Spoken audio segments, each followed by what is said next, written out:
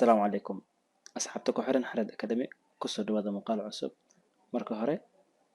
رمضان مبارك مركا لباد waxaan idin leeyahay horta ka raali noqda muddo ku dhawaad qiyaas ahaan haddii aan qiyaasi karo 2 sano camal ah wax muuqaala ama wax cashira ay maan soo diyaarinin wax fariina ama wax jawaabana waa iga wayseen runtii waxa aan ku maqnaana wax kale ma ahayn ee mashquul adduun iyo xaalad adduun aan ku mashquulsanaa laakiin hadda ayaan jaanis soo helay firaaqa soo helay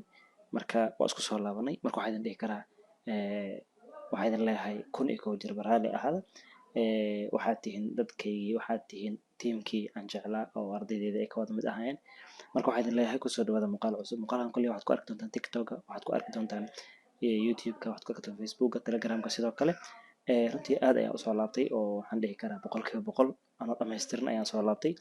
marka caawa oo ramadaan uu maraya 12 saan rajeynayo waxaan rabaa inaan muuqaal yar oo ku saabsan noun-ka aan kugu soo dhaweeyo oo ma raba inaan waqti badan ku qaato laakiin muuqaalkan inaan idin sheego inaan dib kugu soo laabtay marka waxaan rabaa inaan ka hadalno wax yar oo ku saabsan noun-ka haddii aan noun-ka dul maro inkastoo cashiro badan aan hore usoo qaadateen oo noun-ka ku jiray laakiin kan caawa xoogaa bal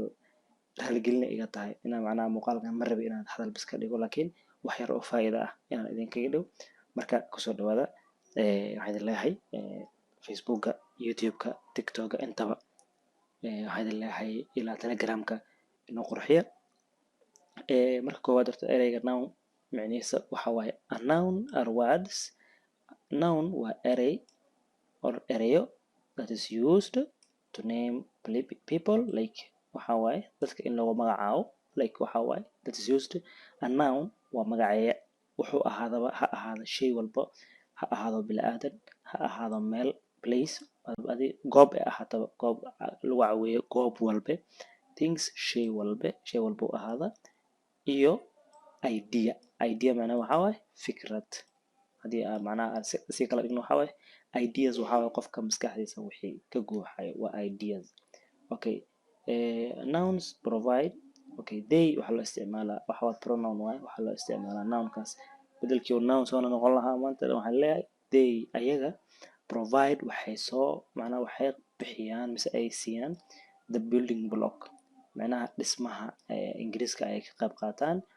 ama building block macnaha tusaale dhagaxyada guryaha lagu dhiso waxaa la yidhahdaa building block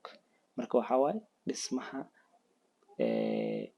waxaa waaye dhagaxa lagu dhiso building block macnaha dhagaxa block for constructing oo lagu dhiso sentences jumladooyin and helps us waxaa kaloo naga caawinayaan communicate effectively si aan dadka si wanaagsan ugula hadalno si macnaha fasiixa oo aan cilad ku jirin okay noun types of nounska wuxuu kala baxaa qaybo badan kan koowaad waxaan dhihi karnaa waa common noun saa aragtaanba common noun kan labaad waa proper noun kan saddexaadna waa abstract noun afaraadna waa collective noun intaas ayaan macnaha waxaa waaye uu noun ku kala baxaa ma rabi muuqaalka inuu dheeraado laakiin cashiradan oo dhammaystiran insha allah waa idin soo dhigi doonaa kala socda dhanka tiktoka haddii aad tiktoka nagala soo daaqday oo youtube-ka soo aado maasha allah haddii aad youtube sii joogtayna waa mahadsan tahay facebooka sidoo kale marka waxaa idin leeyahay inoo qurxiyaa meesha dib aa idinkugu soo laabtay cashirkaas oo faahfaahsan insha allah wuxuu noqon doonaa mawduuceena xigo aad iyo aad u mahadsantihiin ramadaan mubaarak